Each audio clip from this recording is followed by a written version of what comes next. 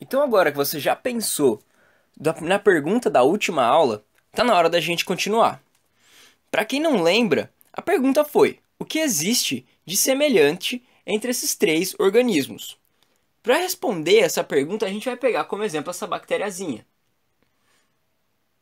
Cada informação sobre a estrutura, o metabolismo e cada reação bioquímica que está acontecendo dentro dela e quais são os produtos resultantes que esses organismos realizam está reunida e codificada em combinações de bases nitrogenadas representadas por essas quatro letras.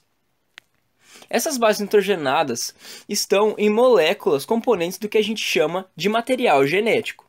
Então imagina que dentro de cada célula existe uma espécie de livro em forma de molécula, contendo toda a informação de como ela é, o que ela faz ou o que ela pode fazer, dependendo do meio que está inserida. Mas esse livro é tão especial que toda a informação nele contida está codificada numa linguagem a qual é possível uma interpretação biológica, de forma que o que está escrito pode ser executado quando necessário. Essas moléculas componentes do material genético são conhecidas como DNA. Claro que existem algumas exceções de alguns vírus, por exemplo, mas isso não vem ao caso. Então, se a gente for retomar a analogia do livro, a gente pode dizer o quê? A gente pode dizer que o livro todo é o cromossomo. Cada letra no livro são as bases nitrogenadas. E a estrutura que carrega essas letras são, no lugar das páginas, seriam as fitas de DNA. Mas como a gente sabe, esse não é um livro qualquer. Então, esse livro é lido de uma forma muito especial. E é por isso que, a partir daqui, a nossa analogia começa a ficar um pouco mais sofisticada.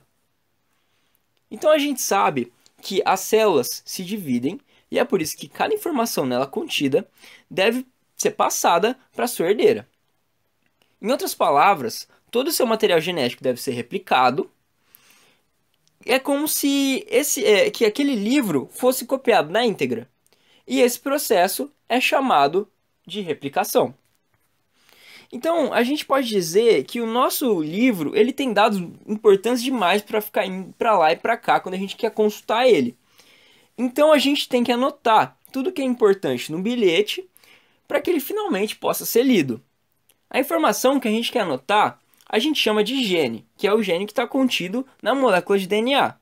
E esse gene, então, é convertido em mRNA, que é o RNA mensageiro, num processo que a gente chama de transcrição. Na etapa final, a mensagem contida no RNA mensageiro é lida e transformada em uma proteína que é responsável pela execução da informação contida nesse DNA. Esse processo é chamado de tradução. Então, se a gente for retomar todo o material genético, ou seja, o DNA, ele é replicado para suas sucessoras. Esse DNA ele é convertido em RNA mensageiro pelo processo da transcrição, de maneira que todas as informações são convertidas e possam ser passadas pelo processo de tradução, produzindo, então, proteínas que executam uma função específica, podendo ser estrutural, participar do metabolismo ou de outros eventos que ocorrem dentro da célula. Agora, todo esse processo é conhecido como dogma central da biologia molecular e é a base fundamental da tecnologia que a gente vai trabalhar durante as nossas aulas. Mas eu não poderia concluir esse vídeo sem falar que dentro da célula a dinâmica é um pouco mais sofisticada que isso. O RNA, por exemplo, não tem só aquela função de enviar mensagens, mas ela pode também regular a tradução de proteínas, assim como algumas proteínas também podem regular a transcrição, tornando tudo isso uma rede que rege todas as interações da célula e guiam todo o comportamento dela. Agora que a gente sabe o que é o dogma, você deve estar se perguntando como é que tudo isso é possível? Como que torna possível a replicação, a transcrição e a tradução? Isso é o que você vai ver nas próximas aulas.